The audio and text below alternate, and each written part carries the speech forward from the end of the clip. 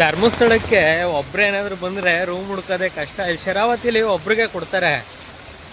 ಇವತ್ತು ಬಂದರೆ ನಾನು ಕ್ಯೂ ನಿಂತ್ಕೋಣ ಅಂತ ಹೋಯ್ತಾ ಇದ್ದೀನಿ, ಯಾರನ್ನೋ ಒಬ್ರು ಸೈಡಿಗೆ ನಿಲ್ಸ್ಬಿಟ್ಟಾರೆ ಒಬ್ರಿಗೆ ರೂಮ್ ಕೊಡೋದಿಲ್ಲ ಅಂತ.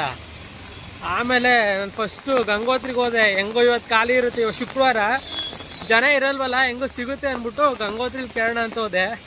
ಒಬ್ರೇನ ಅಂದರು, ಎಲ್ಲೂ ಕೇಳೋಕ್ಕೆ ಹೋಗ್ಬಿಡಿ, ಶರಾವತಿಗೆ ಹೋಗ್ಬಿಡಿ ಅಂತ ಕಳಿಸಿದ್ರು. ಆಮೇಲೆ ಇಲ್ಲಿ ಹೆಂಗೆ ಅಂದರೆ ಫುಲ್ ಸ್ಟ್ರಿಕ್ಟು, ಕರೆಕ್ಟಾಗಿ ಕ್ಯೂವಲ್ಲಿ ಹೋಗಬೇಕು ಆ ಥರ. ನಾನು ಹೋಗಿ ಕ್ಯೂವಲ್ಲಿ ನಿಂತ್ಕೊಂಡಿದ್ದೆ. ಆಮೇಲೆ ಒಂದು ಸ್ವಲ್ಪ ಹೊತ್ತು ವೇಟ್ ಮಾಡಿದ್ಮೇಲೆ ರೂಮ್ ಕೊಟ್ಟರು. ಇಲ್ಲಿ ಬಿಟ್ಟರೆ ಇನ್ನೆಲ್ಲೂ ಸಿಗೋದಿಲ್ಲ. ಎಷ್ಟು 110 ರೂಪಾಯಿ ಇಸ್ಕೊಂಡ್ರು. 10 ರೂಪಾಯಿ ಯಾವುದೋ ಮ್ಯಾಗ್ಝಿನ್ ಕೊಟ್ಟರು. 100 ರೂಪಾಯಿ ಸೆಕ್ಯೂರಿಟಿ ಡೆಪಾಸಿಟ್ ಅನಿಸುತ್ತೆ, ರಿಟರ್ನ್ ಕೊಡ್ತಾರೆ ಅನಿಸುತ್ತೆ. ಏನಂದರೆ ಮಾಮೂಲಿ ಕಾಮನ್ ವಾಶ್ರೂಮು, ಒಂದು ಇದರಲ್ಲೇ ಕಲ್ಲಿಂದು ಬೆಡ್ಡು, ಒಂದು ಚಾಪೆ, ಒಂದು ದಿಂಬು ಇರ್ತದೆ. ಸದ್ಯಕ್ಕೆ ಹೆಂಗೋ ಒಬ್ಬರೇ ಬಂದಾಗ ಎಲ್ಲೂ ಕೊಡೋದೇ ಇಲ್ಲ, ಬೇರೆ ದೇವಸ್ಥಾನಗಳಲ್ಲೂ ಸಿಗೋದಿಲ್ಲ. ಇಲ್ಲಿ ಯಾವ ವಸತಿ ಗೃಹದಲ್ಲೂ ಧರ್ಮಸ್ಥಳದಲ್ಲೂ ಕೊಡೋದಿಲ್ಲ, ಶರಾವತಿಲಿ ಮಾತ್ರ ಕೊಡೋದು. ನಾನು ಬೆಳಗ್ಗೆನೇ ಹೊಡ್ಕೊಂಡು ಬೈಕಲ್ಲಿ ಬಂದೆ, ಉದ್ದಕ್ಕೂ ಮಳೆ ಮಾತ್ರ ಸಖತ್ತಾಗಿತ್ತು. ಇಲ್ಲಿ ಧರ್ಮಸ್ಥಳ ಬಂದು ಬೈಕ್ ನಿಲ್ಲಿಸಿ ರೂಮ್ ಮಾಡಿದೆ, ಏನು ಜೋರಾಗಿ ಮಳೆ ಶುರುವಾಯಿತು. ಹೆಂಗೋ ಛತ್ರಿ ತಂದಿದೆ, ತುಂಬ ರಶ್ ಏನಿಲ್ಲ, ದರ್ಶನಕ್ಕೆ ಹೋಗ್ಬಿಡ್ತೀನಿ. ಹೋದ ಸರಿ ಧರ್ಮಸ್ಥಳಕ್ಕೆ ಬಂದಾಗ ನಾನು ಒಂದಷ್ಟು ವೀಡಿಯೋಗಳು ಮಾಡಾಕಿದೆ, ಕಮೆಂಟಲ್ಲಿ ಹಾಕೊಂಡು ರುಬ್ಬಾಕ್ಬಿಟ್ಟಿದ್ರು. ಈ ಸರಿ ಧರ್ಮಸ್ಥಳದಲ್ಲಿ ಏನೇನು ಪ್ಲೇಸ್ಗಳಿದೆ ಎಲ್ಲನೂ ತೋರಿಸ್ಬೇಕು, ಅನ್ನದಾಸೋಹ ಎಲ್ಲ ಅಂದ್ಕೊಂಡು ಬಂದೆ. ತುಂಬ ಟೈಮ್ ಇತ್ತು, ಸಿಕ್ಕಾಪಟ್ಟೆ ಮಳೆ. ನೋಡೋಣ, ಈಗ ದರ್ಶನಕ್ಕೆ ಹೋಗ್ತಾಯಿದ್ದೀನಿ. ಕಾಫಿನ ಟೀನ ಕುಡಿದು ಹೋಗಿ ದರ್ಶನಕ್ಕೆ ಹೋಗಬೇಕು. ಜನ ಏನು ತುಂಬ ಇಲ್ಲ, ಬೇಗ ದರ್ಶನ ಆಗ್ಬಿಡ್ತದೆ. ಆಮೇಲೆ ನೋಡೋಣ, ಎಲ್ಲೆಲ್ಲಿ ಹೋಗೋಕ್ಕಾಯ್ತದೆ ಹೋಗಬೇಕು. ಮೇನಾಗಿ ಅನ್ನದಾಸೋದು ಒಂದು ವೀಡಿಯೋ ಮಾಡಿ ಹಾಕಬೇಕು. ಹೋದ ಸರಿ ನಾನು ಪ್ರಸಾದ 70 ರೂಪಾಯಿಗೆ ಸಿಗುತ್ತೆ ಅಂತ ಹೇಳೋದಕ್ಕೆ ಒಂದು ವೀಡಿಯೋ ಮಾಡಿದ್ದೆ. ಆದರೆ ಏನಂದರೆ ಅಲ್ಲಿ ಪೂರ್ತಿ ಈ ವಿಡಿಯೋ ನೋಡಿದೆ ಯಾರೂ ಫುಲ್ಲು ರುಬ್ಬಾಕ್ಬಿಟ್ರು ಕಮೆಂಟಲ್ಲಿ.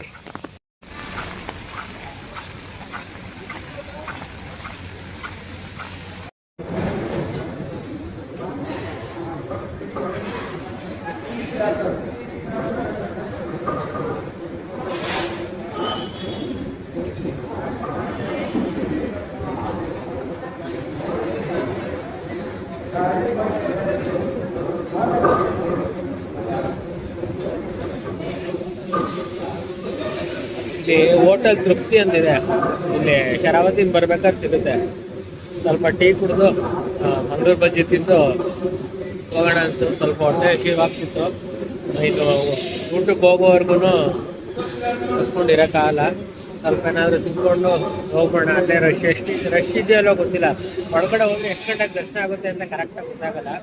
ಅದಕ್ಕೆ ಸ್ವಲ್ಪ ಇಲ್ಲೇ ಮಂಗಳೂರು ಬಜ್ಜಿ ತಿಂದ್ಕೊಂಡ್ರೆ ಸ್ವಲ್ಪ ಅಲ್ಲಿವರೆಗೂ 7:30-8 ಗಂಟೆ ಮೇಂಟೈನ್ ಮಾಡ್ಬೋದು. ಅದಕ್ಕೆ ಸ್ವಲ್ಪ ತಿಂದು ಇಲ್ಲಿಂದ ಹೊರಟ್ಬಿಡ್ತೀನಿ. ಮಳೆ ನಿಲ್ತಾನೆ ಇಲ್ಲ, ಬರ್ತಾನೆ ಇದೆ. ದೇವಸ್ಥಾನದ ಹತ್ರ ಬಂದಿದ್ದೀನಿ. ದೇವಸ್ಥಾನದ ಮುಂದೆ ಹಿಂಗೆ ಕಾಲು ಇದ್ದಿದ್ದು ನಾನಂತೂ ಯಾವತ್ತೂ ನೋಡೇ ಇಲ್ಲ. ಮಳೆ, ಆಮೇಲೆ ಇವತ್ತು ಶುಕ್ರವಾರ ಎಲ್ಲ ಇವತ್ತು ನೈಟ್ ಹೊಡ್ಕೊಂಡು ನಾಳೆಗೆ ಬರ್ತಾರೆ. ಮಳೆ ಇರೋದ್ರಿಂದ ಎಲ್ಲ ಎಲ್ಲೆಲ್ಲಿ ಮಳೆ ಬೀಳ್ತಾ ಇಲ್ಲ ಅಲ್ಲಿ ಹೋಗಿ ನಿಂತ್ಕೊಂಡ್ಬಿಟ್ಟಾರೆ. ಎಲ್ಲ ಫುಲ್ಲು ದೇವಸ್ಥಾನ ಮುಂದೆ ಖಾಲಿ. ತುಂಬ ಹೊತ್ತಿಂದ ಮಳೆ ಬರ್ತಾಯಿದೆ. ಸ್ವಲ್ಪ ಕಮ್ಮಿ ಆಗೋದು ಜಾಸ್ತಿ ಆಗೋದು ಹಿಂಗೆ ಆಗ್ತಾಯಿದೆ. ಜನ ಯಾರು ಜಾಸ್ತಿ ಇಲ್ಲ ಅನಿಸ್ತದೆ. ಈಗ ಹೋಗಿ ಕ್ಯೂವಲ್ಲಿ ನಿಂತ್ಕೋಬೇಕು. ಒಂಥರ ಹೆಂಗೆ ಅಂದರೆ ಇಲ್ಲಿಗೆ ಬಂದಾಗ ಛತ್ರಿ ಇಲ್ಲದೆ ಬರಲೇಬಾರ್ದು, ಆ ಥರ ಆಗ್ಬಿಟ್ಟದೆ.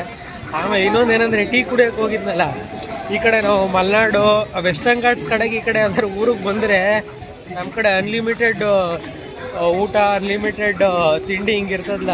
ಈ ಕಡೆಗೆ ಬಂದರೆ ಅನ್ಲಿಮಿಟೆಡ್ ಟೀ ಬೇಕು, ಟೀ ಕಾಫಿ ಈ ಥರ ಏನಾದರೂ. ನಾನು ಒಂದು ಕಪ್ ತಗೊಂಡು ಕುಡಿದ್ನಲ್ಲ, ನನಗೆ ಯಾಕೋ ಕುಡ್ದಂಗೆ ಅನಿಸ್ಲಿಲ್ಲ. ಇನ್ನೊಂದು ಇದು ಏನಂದರೆ ಒಂದು 200 ml 300 ml ಕುಡಿದಿದ್ರೆ ಸಮಾಧಾನ ಆಗೋದು. ಬಂದೆ ಒಳಗಡೆಗೆ, ಕ್ಯೂವಲ್ಲಿ ಯಾರೂ ಇಲ್ಲ. ದೇವಸ್ಥಾನದ ಹತ್ರ ಒಳಗಡೆ ಹೋಗ್ತಾರಲ್ಲ ಸುತ್ತಾಕೊಂಬಂದು, ಅಲ್ಲಿ ಒಳಗಡೆ ಹೋಗೋದಕ್ಕೆ ಯಾರನ್ನೂ ಬಿಡ್ತಾಯಿಲ್ಲ, ನಿಲ್ಲಿಸಿದ್ರು. ಯಾರಾದರೂ VIP ಬಂದವರ ದರ್ಶನ ಕ್ಲೋಸ್ ಆಗೋದ ಗೊತ್ತಿಲ್ಲ. ಇಲ್ಲಿ ದರ್ಶನಕ್ಕೆ ಹೋಗೋಕ್ಕಂತೂ ಯಾರೂ ಇಲ್ಲ. ಕ್ಯೂವಲ್ಲಿ ಹೋಗ್ತಾಯಿದ್ದೀನಿ. ನೋಡೋಣ, 10 ನಿಮಿಷಕ್ಕೆ ದರ್ಶನ ಆಗ್ತದೆ ಅನಿಸುತ್ತೆ. ದರ್ಶನ ಮಾಡಿಕೊಂಡು ಆಮೇಲೆ ಏನಾಗುತ್ತೆ.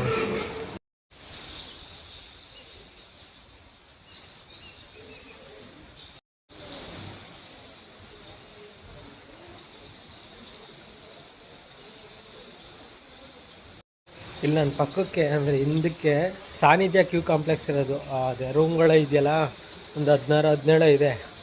ಅಲ್ಲಿ ಕೂರಿಸೋಷ್ಟು ರಶ್ ಇಲ್ಲ. ಈಗ ಡೈರೆಕ್ಟಾಗಿ ದೇವ್ರ ದರ್ಶನಕ್ಕೆ ಬಿಟ್ಟಿದ್ದಾರೆ. ನಡ್ಕೊಂಡು ಹೋಗ್ತಾ ಇರೋದೆ. ಕ್ಯೂ ಅಲ್ಲೂ ಯಾರೂ ಜನ ಇಲ್ಲ. ನಾನು ಮುಂದೆ ಯಾರೋ ಒಂದು ಇಬ್ಬರು ಹೋಗ್ತಾವ್ರೆ, ಅವರಿಂದ ನಾನು ಹೋಗ್ತಾಯಿದ್ದೀನಿ. ಮೋಸ್ಟ್ಲಿ ಮಳೆ ಅಂತ ಎಲ್ಲ ಅಲ್ಲಿ ಇಲ್ಲಿ ಹೋಗ್ಬಿಟ್ಟಿರ್ಬೇಕು, ಯಾರೂ ಇಲ್ಲ. ಹೊರಗಡೆ ಜನ ಇದ್ದಾರೆ, ಬರ್ತಾಯಿದ್ರು ಒಂದಷ್ಟು ಜನ ಜೊತೆಯಲ್ಲಿ. ಇಲ್ಲ, ಇಲ್ಲಿ ಕ್ಯೂ ಕಾಂಪ್ಲೆಕ್ಸಿಗೆ ಬಂದೆ. ಮೋಸ್ಟ್ಲಿ ಇಲ್ಲಿ ಕೂಡ ಆಗ್ತಾರೆ ಅನಿಸುತ್ತೆ. ಇದು ಸಾನ್ನಿಧ್ಯ ಕಾಂಪ್ಲೆಕ್ಸ್ ಇದೆಯಲ್ಲ, ಅದಕ್ಕೆ ಎಂಟ್ರಿ ಆಗೋದು. ನಾವು ತುಂಬ ರಶ್ ಇದ್ದರೆ ಇಲ್ಲಿ ಯಾವ ರೂಮ್ಗೆ ಹೋಗ್ತಿದ್ದೀವಿ ಅಂತ ತೋರಿಸುತ್ತೆ.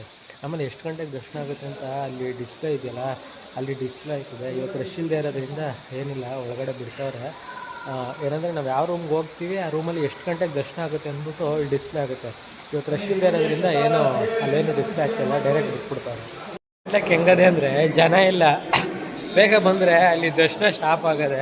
ಈಗ 6 ಗಂಟೆ 6:15 ಬಿಡ್ತಾರಂತೆ. ಇದು ಸಾನ್ನಿಧ್ಯ ಒಳಗಡೆ. ಇಲ್ಲಿ ಬಂದರೆ ಕೂತ್ಕೊಳ್ಳೋದಕ್ಕೆ, ಇದು ಮಾಡೋಕ್ಕೆ, ಆ ಕಡೆ ಅಂಗಡಿಗಳೆಲ್ಲ ಏನಾದರೂ ಬೇಕಾದ್ರೆ ತಿನ್ಬೋದು. ವಾಶ್ರೂಮು ಎಲ್ಲ ನೀಟಾಗದೆ. ಕೂತ್ಕೊಂಡು ಟೈಮ್ ಪಾಸ್ ಮಾಡೋಕ್ಕೆ ಮಾತ್ರ ಆರಾಮಾಗದೆ. ಏನಂದರೆ ನಿಮಗೆ ಯಾರಾದರೂ ಮಾತಾಡಿಕೊಂಡು ಇದು ಮಾಡಿಕೊಂಡು ಕೂತಿದ್ರೆ ಏನು ಇದಾಗಲ್ಲ. ಮುಂಚೆ ಥರ ಲೈನಲ್ಲಿ ನಿಂತ್ಕೊಂಡು ಮಾಡಿಕೊಂಡು ಕಷ್ಟ ಬೀಳೋದೇನಿಲ್ಲ. ಎಷ್ಟೊತ್ತಿಗೆ ಬಿಡ್ತಾರೆ ಅಂತ ಗೊತ್ತಿರ್ತದೆ. ಹಂಗಾಗಿ ಅಲ್ಲಿವರೆಗೂ ಆರಾಮಾಗಿ ತಾಳ್ಮೆಯಿಂದ ಕೂತ್ಕೊಂಡು ಕಾಯ್ಬೋದು. ದರ್ಶನಕ್ಕೆ ಹೋಗೋಕ್ಕೆ ರೂಮ್ ಎಷ್ಟು ಗಂಟೆಗೆ ಓಪನ್ ಆಗುತ್ತೆ ಅಂತ ಡಿಸ್ಪ್ಲೇಲಿ 6:15 6:30 ಅಂತ ತೋರಿಸ್ತಾ ಇತ್ತು. 6:25ಕ್ಕೆ ಓಪನ್ ಮಾಡಿದ್ರು. ಒಂದು ಹಾಲಲ್ಲಿ 3 ಝೋನ್ ಅಂತ ಇರುತ್ತೆ. ಅಂದರೆ ಒಂದೊಂದು ಮಧ್ಯ ಬ್ಯಾರಿಕೇಡ್ ಹಾಕಿರ್ತಾರೆ. ಒಂದು ಝೋನ್ ಎಲ್ಲ ಒಟ್ಟಿಗೆ ಬಿಟ್ಬಿಟ್ರೆ ಫುಲ್ಲು ಕ್ರೌಡು ನೂಕು ನುಗ್ಲಾಗ್ಬಿಡುತ್ತೆ ಅಂದ್ಬಿಟ್ಟು ಒಂದೊಂದು ಝೋನ್ ಒಂದೊಂದು ಸರಿ ಬಿಡ್ತಾರೆ. ಒಂದೊಂದು ಝೋನ್ ಎಲ್ಲ ಹೋದ್ಮೇಲೆ ಇನ್ನೊಂದು ಝೋನ್ ಓಪನ್ ಮಾಡ್ತಾರೆ. ಹಂಗಾಗಿ ಜಾಸ್ತಿ ನೂಕು ನುಗ್ಲಾಗಲ್ಲ, ಎಲ್ಲ ಆರಾಮಾಗಿ ಹೋಗಲಿ ಅಂದ್ಬಿಟ್ಟು ಆ ಥರ ಪ್ಲ್ಯಾನು ಈಗ ಬಿಟ್ಟಿದ್ದಾರೆ. ಈ ರೂಮಿಂದ ಹೋದರೆ ಫುಲ್ಲು ಕ್ಯೂ ಇತ್ತಂದರೆ ಒಂದು 30-40 ನಿಮಿಷದಲ್ಲಿ ದರ್ಶನ ಆಗ್ಬಿಡುತ್ತೆ. ಇವಾಗೇನು ರಶ್ ಇಲ್ಲದೆ ಇರೋದ್ರಿಂದ ಒಂದು 20-25 ನಿಮಿಷ ಆಗ್ಬೋದು, ಅಷ್ಟೊಂದು ದರ್ಶನ ಆಗ್ಬಿಡ್ತದೆ. ಈಗ ಇಲ್ಲಿ ಬಿಟ್ಟಿದ್ದಾರೆ. ಈಗ ನಾನು ಹೋಗ್ತೀನಿ, ನೋಡೋಣ ಎಷ್ಟೊತ್ತಾಗುತ್ತೆ ದರ್ಶನ.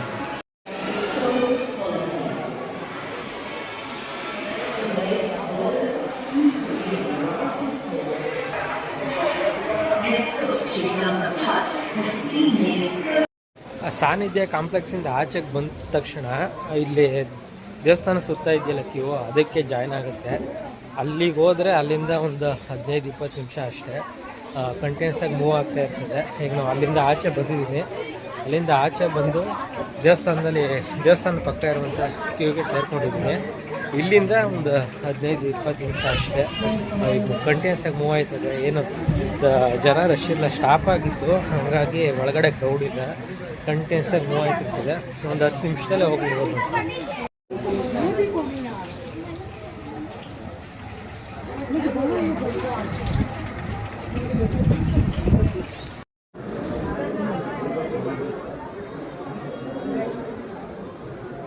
ದರ್ಶನ ಮುಗಿದ ತಕ್ಷಣ ಆಚೆ ಕಡೆಗೆ ಹೋಗ್ಬಿಟ್ಬಿಡಿ. ಎಕ್ಸಿಟ್ ಡೋರ್ ಹತ್ರ ಆ ಕಡೆ ಈ ಕಡೆ ಕೂತ್ಕೊಳ್ಳೋಕೆ ಜಾಗ ಇದೆ.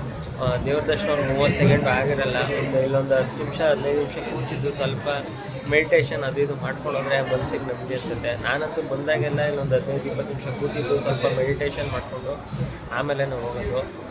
ಅಲ್ಲಿ ದೂರದಿಂದ ಬಂದಿರ್ತೀವಿ, ದಕ್ಷಿಣಕ್ಕೆ ಆಚೆ ಹೋಗ್ಬಿಡ್ಬೇಕು, ಮತ್ತೆ ಒಳಗಡೆ ಬರಬೇಕು ಅಂದರೆ ಎಷ್ಟು ಸುತ್ತಾಕೊಂಡು ಬರಬೇಕು. ಒಂದು 15-20 ನಿಮಿಷ ಕೂತಿದ್ದು ಆಮೇಲೆ ಆಚೆ ಕಡೆಗೆ ಹೋಗಿ ಮುಗಿಸ್ಕೊಂಡು ಆಚೆಗೆ ಬಂದೆ.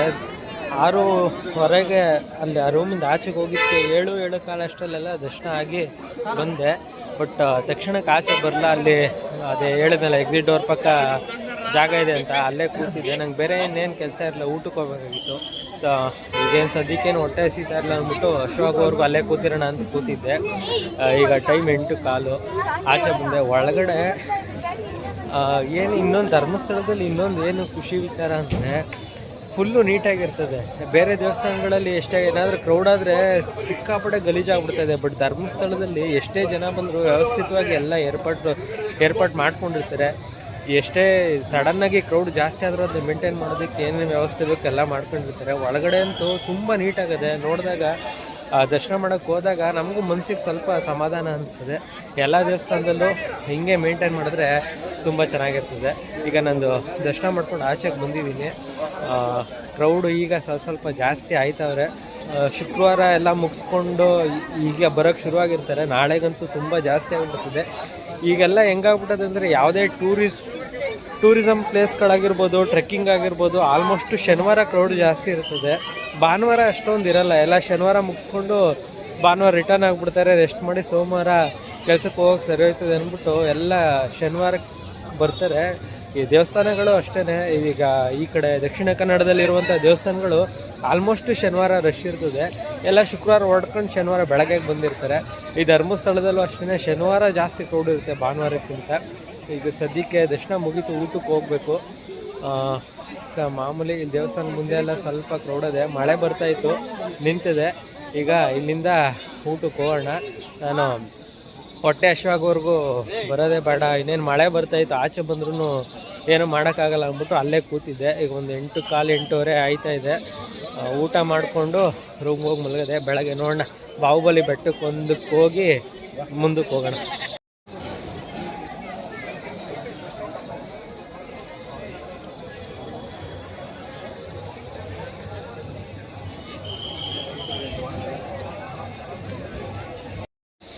ಇಲ್ಲಿ ಊಟದ ಕ್ಯೂಗೆ ಬಂದೆ. ಆಲ್ಮೋಸ್ಟ್ ಯಾವಾಗೂ ಇಲ್ಲಿ ಏನೋ ವೇಟ್ ಮಾಡ್ಕೊಂಡಿರಬೇಕು, ಕಾಯ್ಕೊಂಡಿರಬೇಕು, ಆ ಲೆವೆಲ್ಗೆ ರಶ್ ಇರಲ್ಲ. ಎಷ್ಟೇ ಜನ ಇದ್ರೂ ಮ್ಯಾನೇಜ್ ಆಗೋಷ್ಟು ದೊಡ್ಡದು ಊಟದ ಹಾಲ್ಗಳವೆ, 2-3 ಇರಬೇಕು. ಇಲ್ಲಿಂದ ಡೈರೆಕ್ಟ್ ಹೋಯ್ತಾ ಇರೋದೇ. ಶನಿವಾರ ಭಾನುವಾರ ಮಾತ್ರ ಸ್ವಲ್ಪ ಕ್ರೌಡಾಗಿ ಹೋಗ್ತದೆ, ಪೂರ್ತಿ ರಶ್ ಇರ್ತದೆ. ಬಟ್ ಮೂವಿಂಗ್ ಇರ್ತದೆ ಕ್ಯೂ. ಒಳಗೆ ಹೋಗೋಷ್ಟಲ್ಲೇ ಅರ್ಧ-ಮುಕ್ಕಾಲು ಗಂಟೆ ಆಗಿಬಿಡ್ತದೆ ಅಷ್ಟೇ. ಈಗಂತೂ ಎಲ್ಲ ಊಟ ಮಾಡ್ಕೊಂಡು ಹೋಯ್ತವ್ರೆ, ಜಾಸ್ತಿ ಜನ ಇರಲ್ಲ. ಆನೆ ಲೇಟಾಗಿ ಬಂದಿರೋದು, ಈಗ ಆಲ್ಮೋಸ್ಟ್ 8:30 ಆಗಿಬಿಟ್ಟಿದೆ. ಹಾಗಾಗಿ ಯಾವುದೇ ಕ್ರೌಡ್ ಇಲ್ಲ. ಆರಾಮಾಗಿ ಒಳಗಡೆ ಹೋಗಿ ಊಟ ಮಾಡ್ಕೊಂಡು ಹೋಗಿ, ಬೇರೆ ಇನ್ನೇನಿಲ್ಲ, ಹೋಗಿ ಮಲ್ಗೋದೇನೆ. ನಾನು ಬೆಳಗ್ಗೆಯಿಂದ ನಮ್ಮೂರಿಂದನೇ ಗಾಡಿ ಓಡಿಸ್ಕೊಂಡು ಬಂದಿರೋದು 320 ಕಿಲೋಮೀಟ್ರು.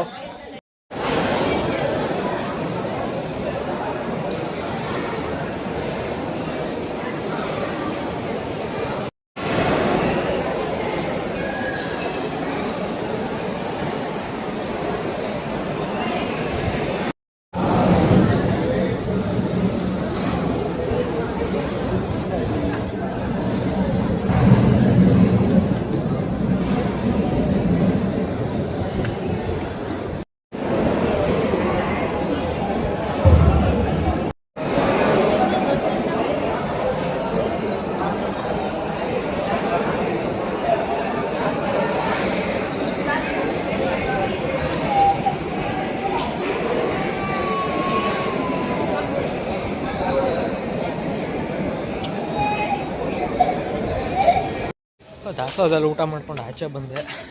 ಯಾವುದೇ ಮಿಷ್ಟಾನ್ನ ಭೋಜನ ಮಾಡಿದ್ರೂ ಈ ಥರ ಸಂತೃಪ್ತಿ ಸಿಗೋಲ್ಲ.